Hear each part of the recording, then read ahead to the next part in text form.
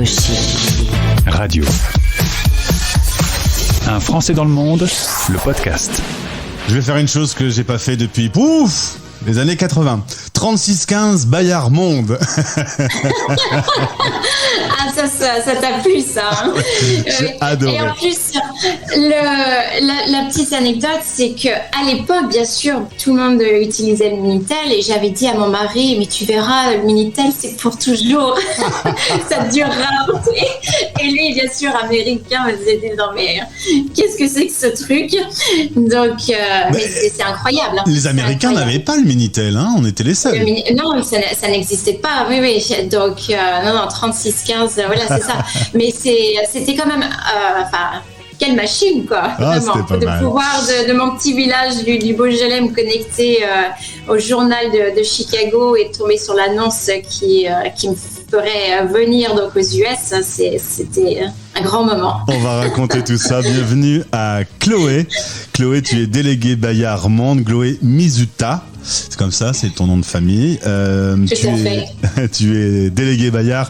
Le code E31 depuis juillet, c'est tout récent. Tu es basé à Boston, on est dans la Nouvelle-Angleterre.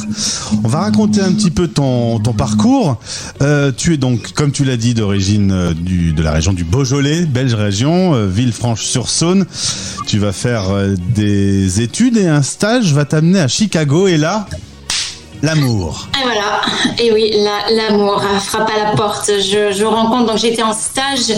Donc pour raconter toute l'histoire, c'est qu'en fait j'ai fait un stage chez Marc, qui est devenu depuis mon beau-frère. Donc j'étais en stage chez ma belle-sœur Yuko et Marc. Je vivais chez eux. J'ai rencontré toute la famille et pour le 4 juillet 1997, par coutume, c'est que la famille se rassemblait chez les parents qui habitaient donc dans le Michigan. Donc moi je suis arrivée, je vivais donc avec Marc et Yuko.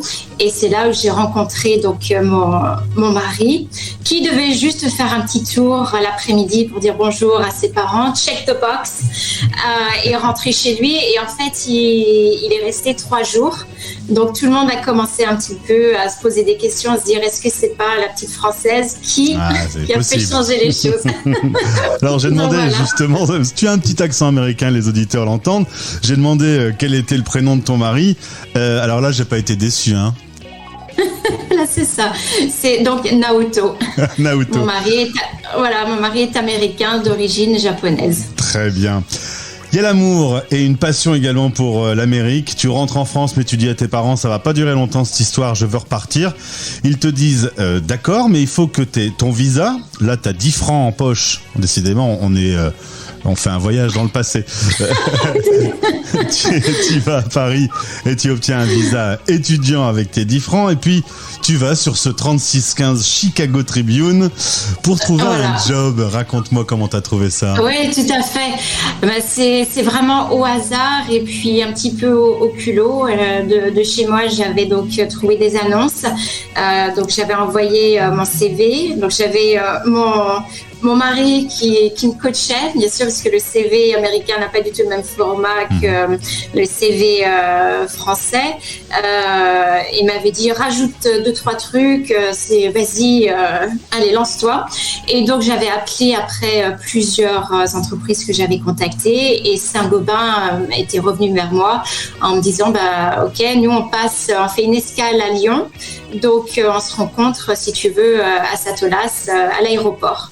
Donc, me voilà avec mon petit sac, rencontrer donc mon futur manager américain et puis le responsable sur la zone Europe. Et donc, voilà, ils m'ont dit, à la fin de l'entretien, c'est très bien. Le poste est à toi et maintenant débrouille-toi pour le visa.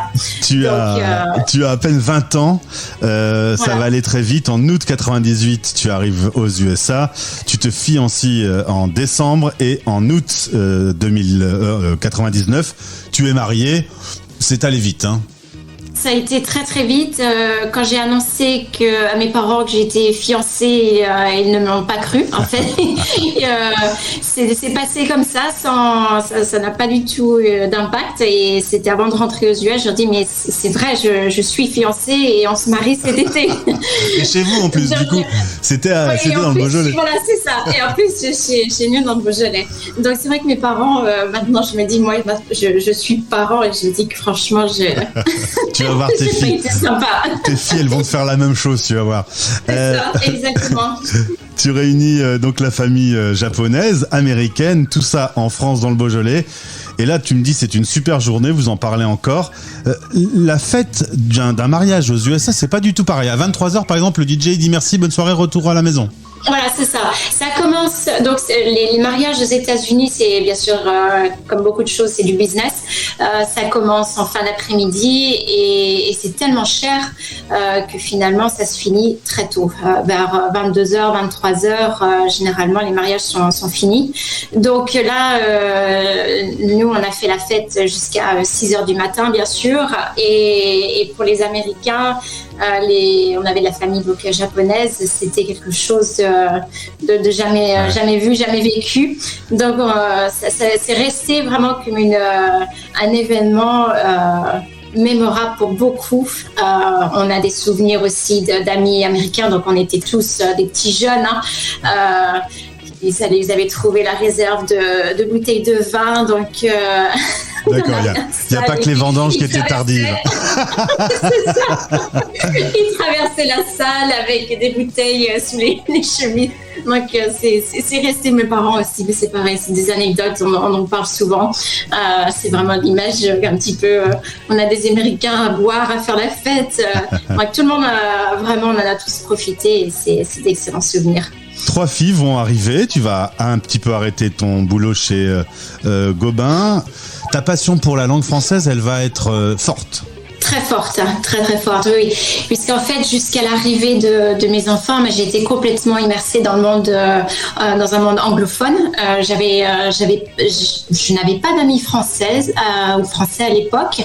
Je travaillais donc dans une société, bien que ce soit une société française, c'était comme avec des collègues américains. Et donc à l'arrivée de ma première fille, j'ai vraiment eu ce déclic. À me dire il faut que je parle le français à mon enfant, sinon elle baigne dans ce milieu anglophone, on va jamais y arriver. Donc en fait voilà, j'ai arrêté de travailler et ma fille, en fait, en parlant, Gauthier, je me rends compte que je suis quand même assez intense dans mes actions. Jusqu'à 4 ans, ma fille vivant à Chicago, ayant son papa américain, ne parlait pas un mot d'anglais. C'est-à-dire que c'était la télé, c'était Petit ours brun. La lecture, c'était des petits livres que mes parents m'envoyaient, que je ramenais donc de France chaque été. Donc tout était en français et jusqu'à 4 ans, ma fille ne parlait pas un mot d'anglais. Donc c'est juste quand elle a commencé son parcours scolaire donc à l'Alliance française de Chicago où elle a rencontré bien sûr d'autres enfants américains et elle a commencé à parler anglais. Et bon là, c'est sorti tout seul. Elle était en fait bilingue depuis, je pense, longtemps, mais peut-être qu'elle avait peur de moi. Alors, on l'a dit, voilà. Tu étais à Chicago, il y a eu une expérience à Hong Kong, puis aujourd'hui, vous êtes à Boston. Mais partout où tu te trouves, de toute façon, le français reste important, au point qu'un jour, tu as l'occasion de travailler pour Bayard. Aujourd'hui, tu t'occupes de 15 États aux USA, toute la Nouvelle-Angleterre et tout le Midwest, ce qui fait quand même un petit territoire. Oui. Et ce contact avec la langue française te permet d'aller facilement dans les écoles. Où sont allés tes enfants, tes filles d'ailleurs? Voilà, tout à fait. Donc en fait, on avait choisi le français comme langue d'éducation pour nos enfants. Donc ce qui a été je dirais pas difficile, mais pour mon mari, il était un petit peu en retrait finalement, puisque tout se passait en français. Mais ce qui a été à notre avantage, c'est que quand on est parti à Hong Kong, on est parti en cours d'année et on est passé donc du lycée français de Chicago au lycée français de Hong Kong. Donc pour mes filles, ça a été en fait dans la continuité du curriculum.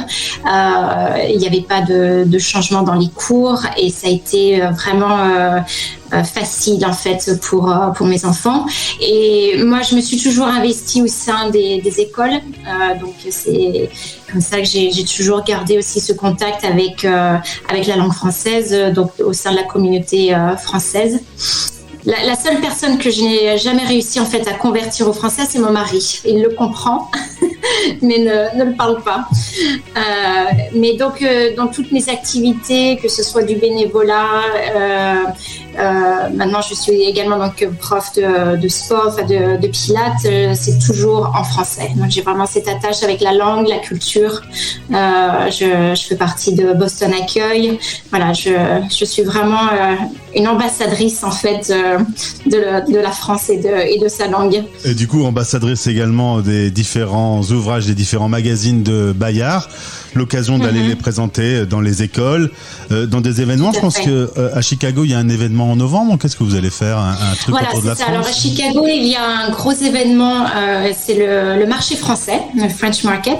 Ça fait des années en fait qu'il a eu lieu dans l'école où ils accueillent donc des vendeurs. Donc ça a lieu en novembre, ce qui est une très bonne période pour nous, pour Bayard, puisque c'est avant bien sûr les fêtes de fin d'année. Où les gens commencent un petit peu à se mettre dans le bain et commencent à penser cadeaux de Noël.